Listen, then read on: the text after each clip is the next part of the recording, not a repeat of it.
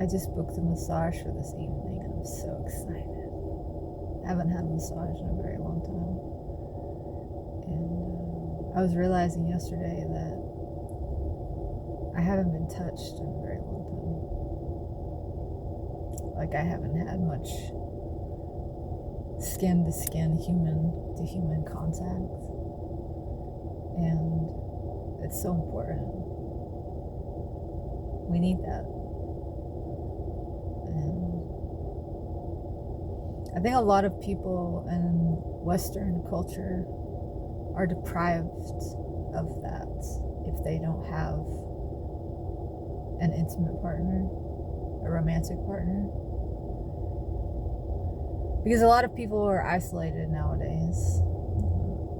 And culturally, even if you're not isolated, even if you do have friends that you surround yourself with, it's somehow been presented as like a weird thing.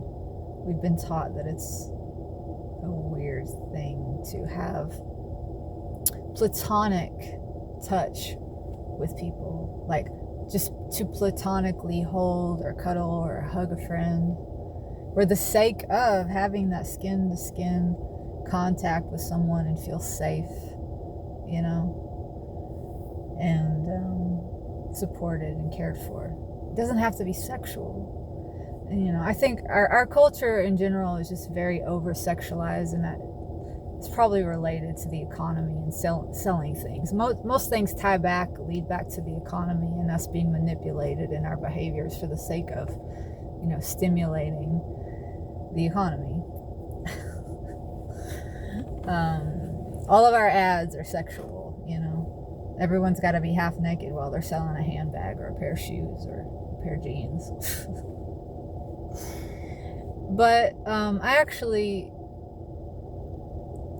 have one friend that in the last year or so we began to platonically cuddle, and that was great. She moved away a year ago, so I haven't really had that sort of contact with anyone, and I miss it. So I'm getting a massage. You know, it's good, it's healthy, it's going to be relaxing, good for my muscles, but also just for the body to feel connected to another human, to feel safe, to calm the nervous system, you know, and it doesn't have to be sexual. I think I would love if our culture began to encourage and promote that sort of behavior between people. I mean, I've seen cuddling services. You know, we have to make everything into a commodity. It's ridiculous, you know. Although I am paying someone to massage me, so I don't think I would ever take it so far as to pay someone to cuddle me.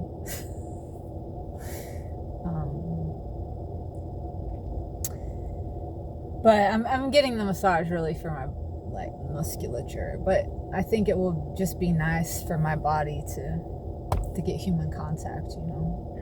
And so thinking about that, and also I don't know why, but I guess it's because it was my birthday yesterday, and it was a really great day, and I had a lot of text messages rolling from friends and messages on YouTube and emails from people, but not one contact from any of my family. And that's because I'm not in contact with them, and I prefer that. You know, I don't want to be contacted by any of my family members. But I was thinking about that, and how it's the first year that my space and my boundaries have been respected in that way. Because in the past, I've, you know, let it be known that I don't really want to speak to or talk to certain members of my family. And still on my birthday, I will get a very generic text message from someone that there's no heart in it, and it's clearly like someone checking a box, and it's more about them than it is about me, and that's why I don't want it.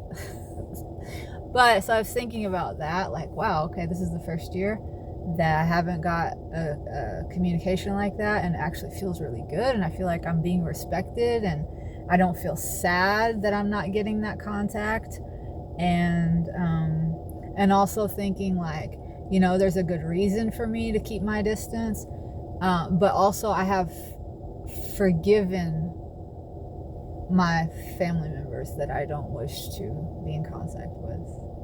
I feel that, like, there's no heaviness, there's no ache, there's no tightness, there's an acceptance. And this is the first birthday I've had where I felt so good. And forgiveness is so important. It's so essential to anyone who is trying to heal. If you have issues with other people, and you're holding a grudge and you're hung up on it, that is going to get in the way of any healing work you're trying to do. It's a energetic cord, it's a knot, it's a tie to some sort of relationship that has not served you well, that will get in the way of your healing.